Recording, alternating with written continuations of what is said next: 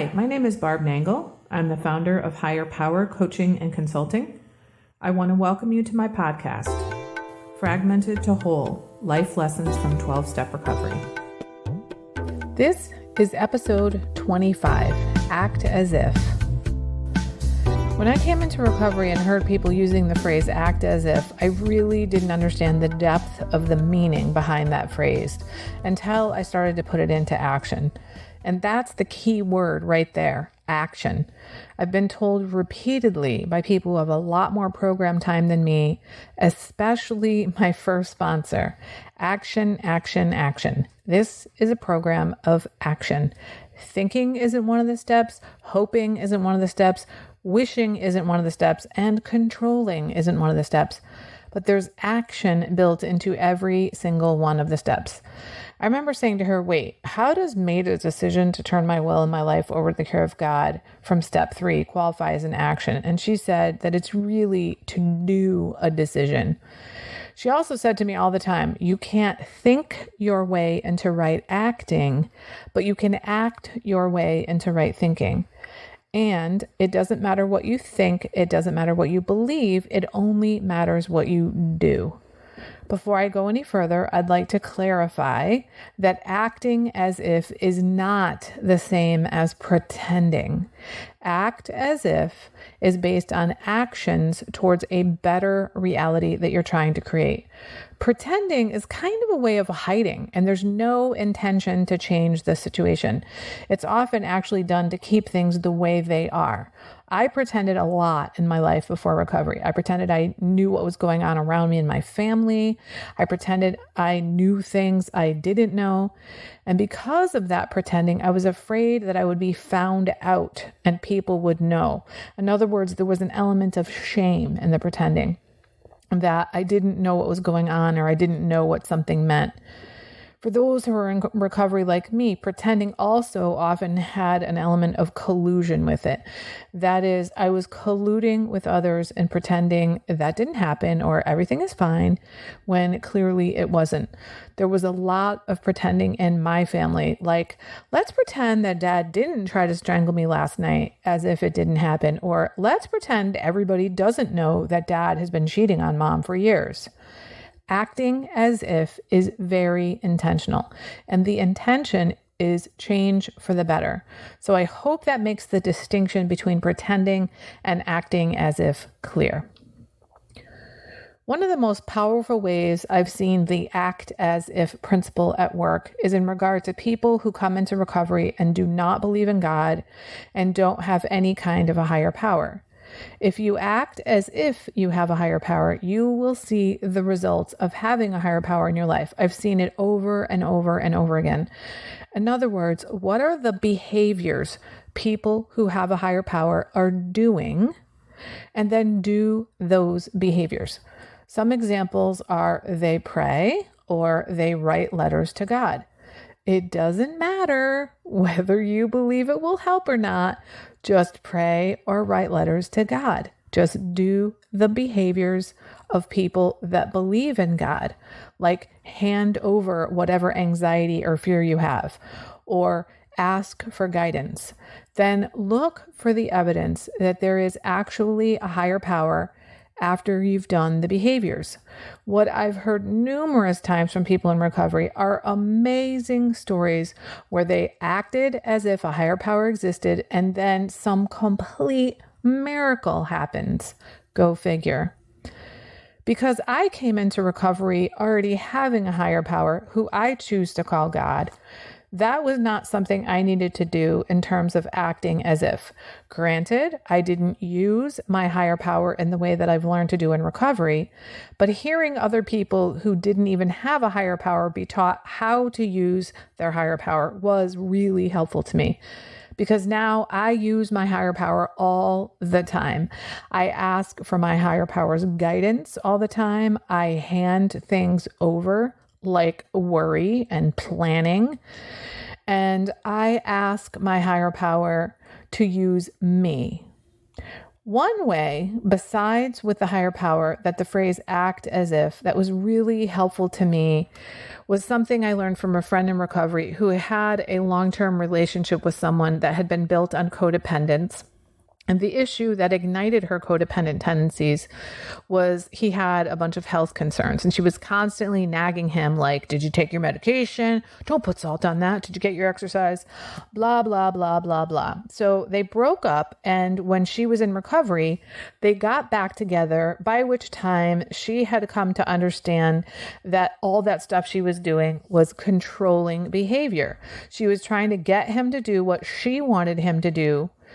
But because she'd come to understand the wisdom to know the difference between what she can and cannot control, that is, in this situation, other people, she stopped nagging him about his health concerns. She stopped discussing his health with him and let him take care of himself. Then one day she said to me, it's funny. I've stopped saying things to him about his health, even though I wanted to. And now I'm not even thinking about it. And I was like, oh my God, you acted your way into right thinking. And she was like, holy shit, I didn't even realize that was what that meant. She really didn't even understand what that meant when people said you act your way into right thinking. You don't think your way into right acting. And she really got it from that situation. And then I also really got it. Back to, it doesn't matter what I think. It doesn't matter what I believe. It matters what I do. If I want to stay clean, sober, and abstinent, it doesn't matter if my mind is telling me you can have just one, or whether I believe I will never be able to give up this addiction. Those things really don't matter. What matters is what I do. The actions I take when tempted are what matter, because I may always have those kinds of thoughts. It could happen, but what I do about them is what really matters. So what I do is pick up the phone and call or text someone, leave the situation, reach for program literature, pray for the compulsion to be lifted. Whatever action I need to take so that I don't engage in my addictive behaviors. Action, action, action.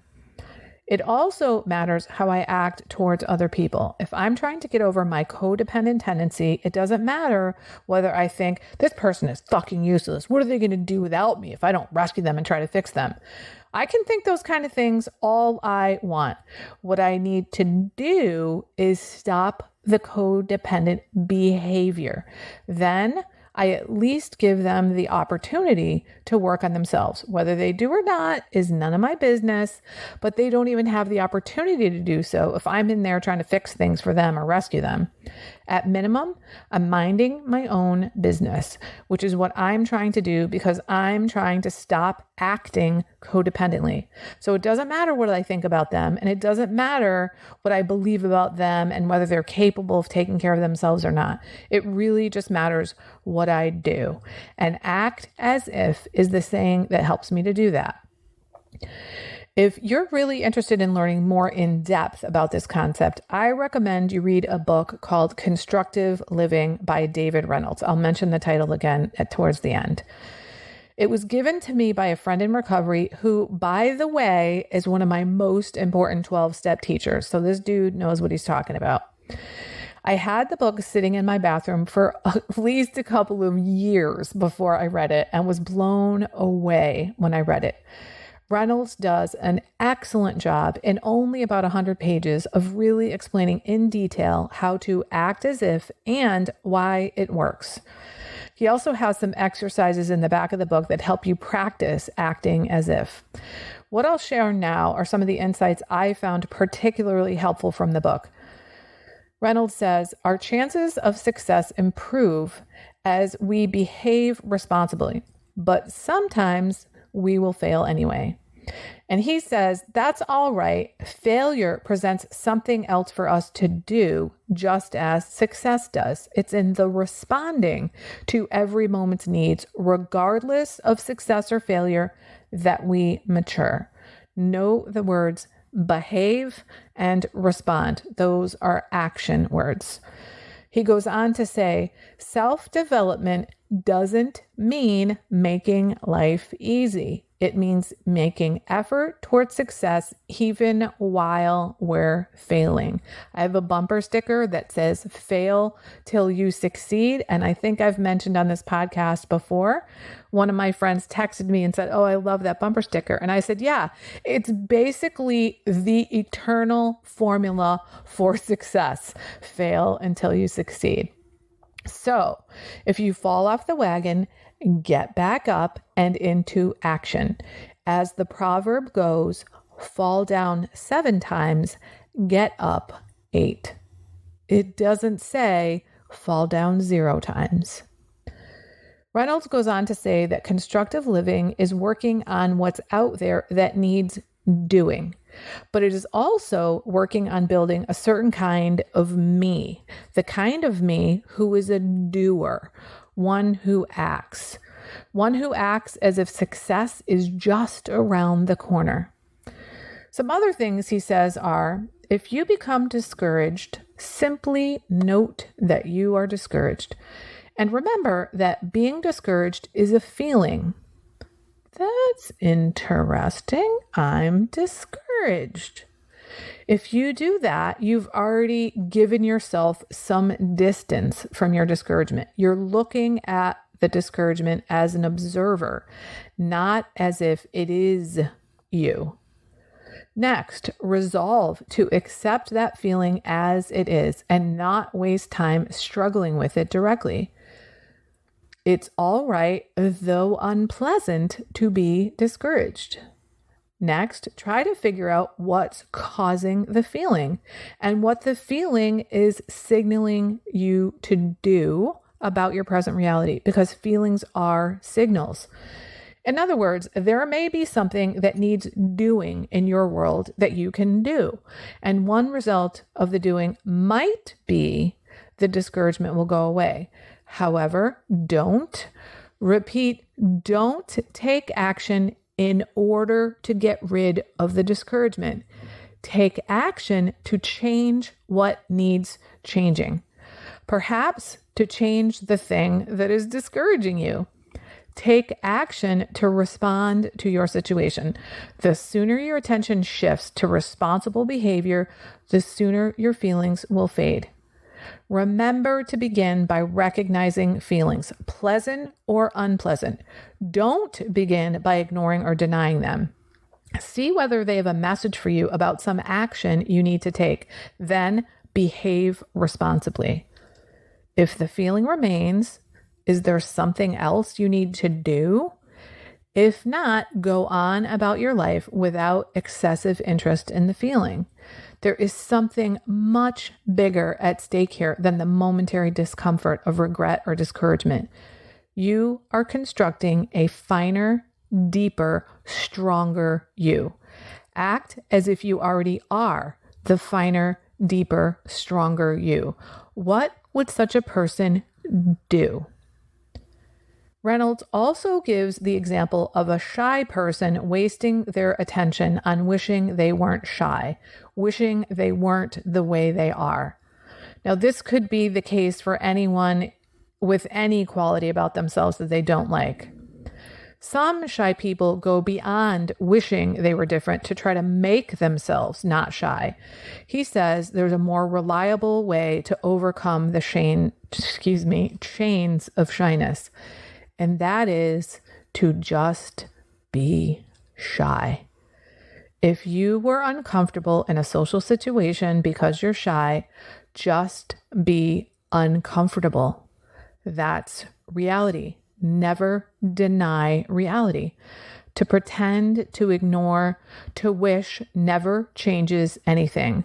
While accepting the reality of your shyness, go on doing what you need to do in your life. That means, in spite of quivering knees and pounding heart, call, tell, make, do. Those are all actions. Go on about living even though you are shy. Paradoxically, the more you do these things, the less shy you will feel. you will be turning more and more attention away from yourself and your own problems towards the reality out there. Reynolds uses a great metaphor having to do with a pressure cooker on a burner.